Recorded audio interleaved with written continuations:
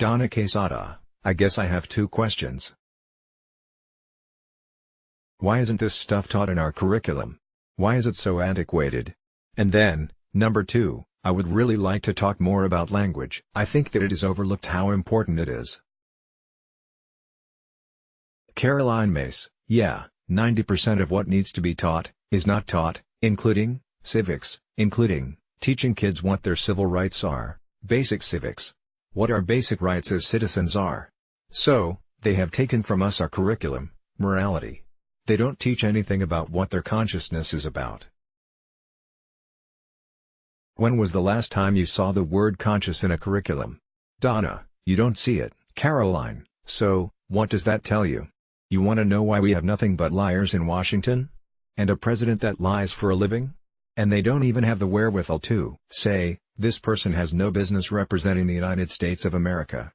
Donna, seems like schools are afraid that things like morals are too wrapped up in religion and there is some fear there. Caroline, and now ask me if we are awake? That, right there, is your proof. Donna, so, what will it take to break through that? Caroline, there's no throwing recycling in my face when this is happening, because that is ground zero for me. Donna, point taken.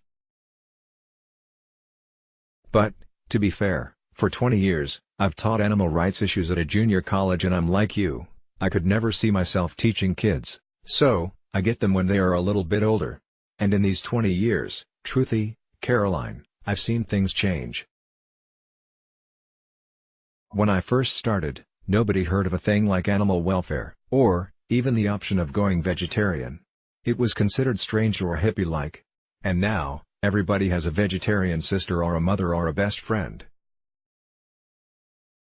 There are vegetarian restaurants on every corner, and it's not that you have to be a vegetarian. I've just seen how the consciousness has moved a little bit in that direction. We are starting to see the interconnectedness of life and seeing other creatures in a different light than before. And it tells me, maybe we are waking up a little bit. Caroline, in very convenient ways. In very comfortable, convenient ways, Donna, so, when it comes right down to it. Caroline, the way we eat. Do you see a rise in honesty? Donna, well. Caroline, do you? Donna, no. Caroline, there, so, there you go. In integrity? No. Do you see the laws change on behalf of humanitarian rights? No. Donna, so, what will it take to break through the fears that stop us, at the level of curriculum, including things like that? Caroline, that's when you bang into the school and you say, I want this back on the curriculum, I want classes on moral consciousness back on the curriculum. Ethics. Where is Plato? I want something back that has to do with moral reasoning. The humanities. And by the way, put civics back. I want consciousness back. It's like the habitus maximus, we are missing the maximum habits of the heart, that are learned early in life. The maximus habits of the heart that need to be taught to the children early through ritual, through repetition, through witness. You don't teach someone at age 17 to be honest. There are, by that time, or they are not. And they have learned it, not by words, but by what they have witnessed, by what they've experienced and what they were taught, early on. By the time they are 17, they are out the door. They know at that age whether keeping something that is not theirs is okay. Maybe they wouldn't take a car, but maybe a wallet, and I see stories in the news where a kid that returns a wallet gets a reward. When, if fact, it should have gone unnoticed. It should just be the thing that they do. Donna, so, this brings me back to what I was saying a minute ago, the language. Caroline, yes. Donna, the importance of language. And it reminded me of something else you said about this notion of being entitled, because I think it goes hand in hand, this sense of being entitled to a reward, for instance. And I also see it at the junior college level. This idea that we are entitled to things that they don't deserve. This is the biggest toxicity in our culture. This idea of being entitled or being deserving. Could you speak more about that and how this language has poisoned us? Caroline, It's language, the idea that you are special just because you were born, and that being special, I know I was born for something special. If I had a nickel for every time someone has said that to me, I would be retired. I know I was born for something special. I'll say, what is that, exactly? But, they sit there in wonderment. That the specialness is going to be delivered to their door, and they always think it's a glamorous career, and it's always tied consciously or unconsciously to something to do with protecting them from being humiliated. That's what's special. So, I won't be humiliated again, and I will go back to the people who humiliated me when I was a child and say, see, I really am special. So, it's got this little twinge of bitterness to it, but when you believe that you are special or tell your kids that they were born for something special, you have this as a life path, and what happens is extraordinary. Other than ordinary. And what you do is live in this bubble where ordinary things are not supposed to happen to me. I'm not supposed to get sick, you are, but I'm not. And you'll be one of those people that says, I can't believe this happened to me. But the other thing that is really treacherous is that you will give yourself permission to live outside the law, because extraordinary means I don't follow laws. I don't have to, because I am extraordinary. Laws are for ordinary people. And I'm extraordinary. So, I am going to get privilege. Laws are for ordinary, extraordinary means, I'm privileged, I get special favors, I don't have to wait as long in lines.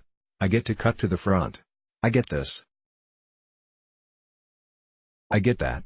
And that is how people measure their self-worth, by being exceptions to the rules, rather than having to follow them. And as a result, we have a lawless society. That's how society becomes lawless. Donna, and then when things don't go that way, we fall into victim consciousness. Caroline, total victim. Or litigious. We go one way or the other. We become both victim and litigious. Sue everybody because it didn't work out. I was entitled to this outcome. Nobody is entitled to an outcome. Outcomes are crapshoots. You never know how anything is going to turn out. From marriage to a dinner. You have no idea, I've blown a lot of dinners that I could have sworn were going to turn out great. Donna, is that what really makes us sick, Caroline? Falling into victim consciousness? And how do we turn the key to let that baggage go? Caroline, this is what Buddha and Jesus taught, again and again and again. It's an illusion that you can control the outcome. It's an illusion. That's what you have to give up, this idea that believing you are entitled can determine and create outcomes. That the more money you have, the more arrogant you are. Special you think you are, somehow casts a spell on life and commands life, that we can command nature. That we can control weather. That we are entitled enough that we can control seeds, like Monsanto. We can do all of this because that is who we think we are, and that we are entitled to do this. We are not entitled to do anything. And when you finally get that in your head and you really think, I really don't have control of anything, except myself and my responses to myself. I need to follow my guidance and trust that if I follow my guidance, always, in how I speak to people, what I do with my work, if I'm integral, if I do a good job and my intention is not to harm anybody, it doesn't mean harm will not come to you.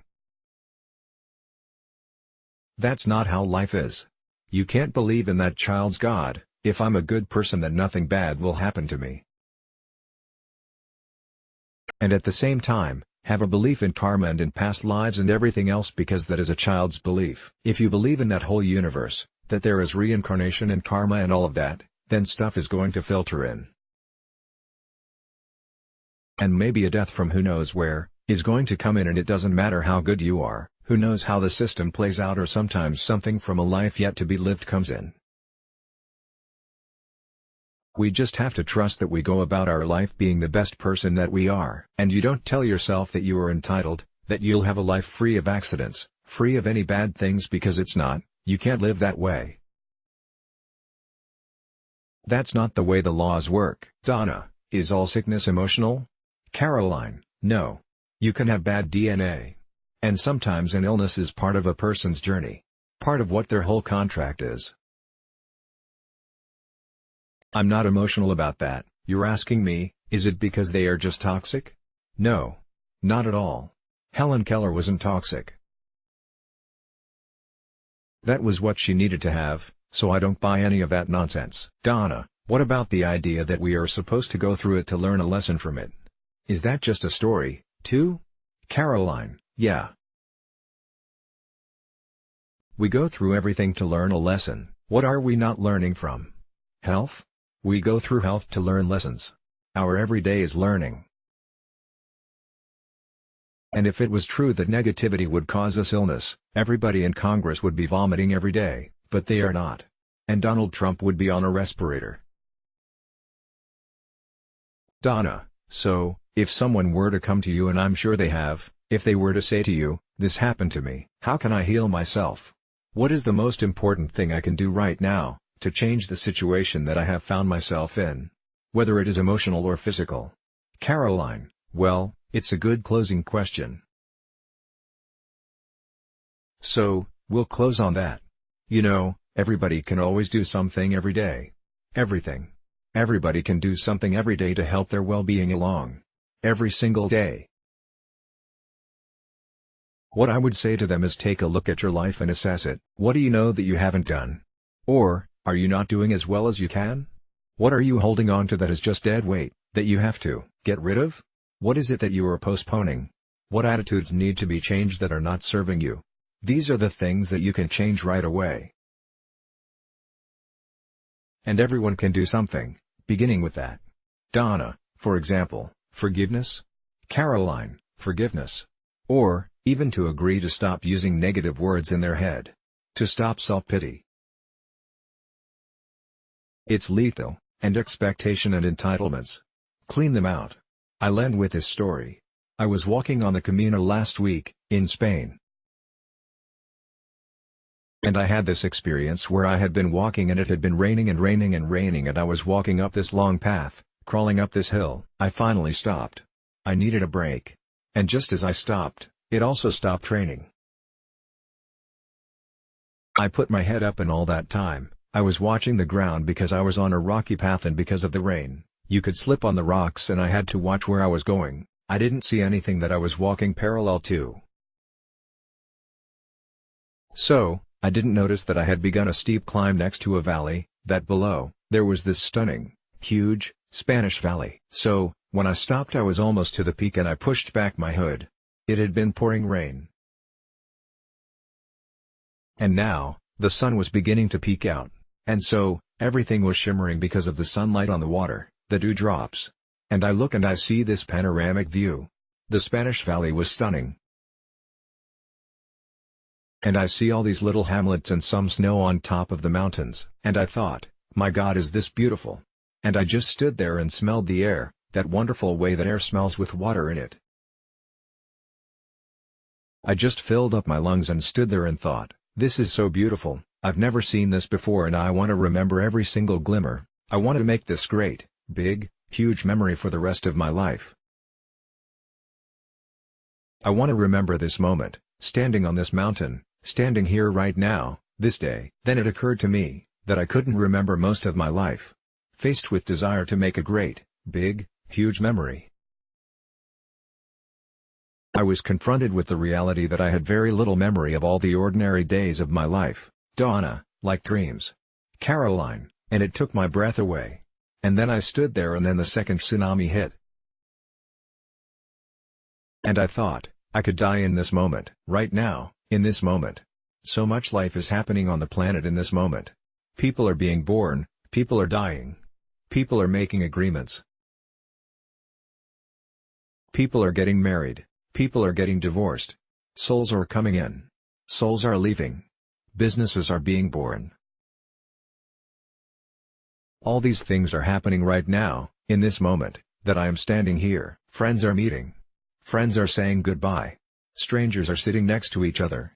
New conversations are starting. And I'm imagining all the things taking place in the moment that could be my last moment, and I am looking at this valley and thinking, this could be the last thing I see. And I thought, and I hardly remember this life that I have lived.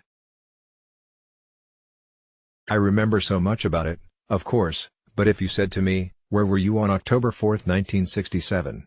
I have no idea. In high school, somewhere. The truth is, I thought, what a humble experience. And who would even glance backwards? Once I leave the planet and life would go on, and that would be that. And then Tsunami 3. I didn't remember hardly any of the things that I was once fretting about. Or, what made me so angry, or whatever, and that delighted me. And so, when you say, what can people do? Humble up. Get over yourself. There is nothing about your life that is that big a deal. Nothing. Absolutely nothing. You are not that important to anybody, at all. There is nothing that we are doing that someone else cannot do. Humble up. You want to practice? That's it. Donna, let that be the takeaway.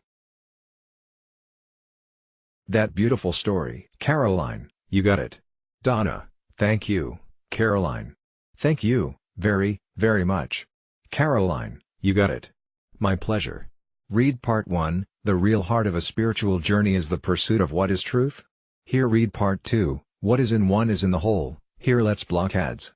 Why?